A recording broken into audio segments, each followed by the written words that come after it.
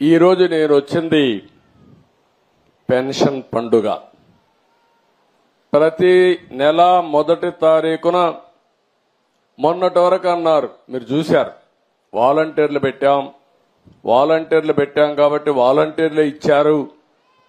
ఎన్నికల్లో వాలంటీర్లు వద్దని చెప్పి ఎన్నికల కమిషన్ ఆదేశాలు ఇస్తే ఈ ముసలవాళ్ళని పంచాయతీ ఆఫీసుకి తిప్పి 33 మందిని ఆ రోజు ప్రభుత్వం చంపేసే పరిస్థితికి వచ్చింది. మంచి ఎండలు మే నెలలో ఎండల్లో తిప్పి దిక్కుదిలిన పరిస్థితిలో ఏప్రిల్ మేలో 33 మంది చనిపోయారు. మేము ఆ రోజు పోరాడాం, అయినా కూడా వినలేదు.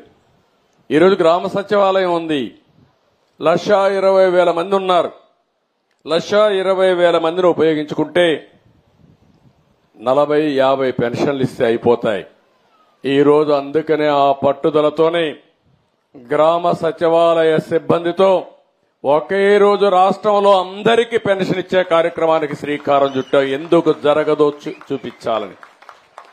అంటే ఒక మోసం చేసినప్పుడు ఏదైనా సరే ప్రజాహితం కోసం పనిచేయాలి తప్ప చేసింది రైట్ అని నిరూపించడానికి లేకుంటే వేరే ప్రత్యామ్నాయం లేదని చెప్పడానికి ఆ రోజు మీ అందరినీ కూడా ఇది చేసే పరిస్థితికి వచ్చారు.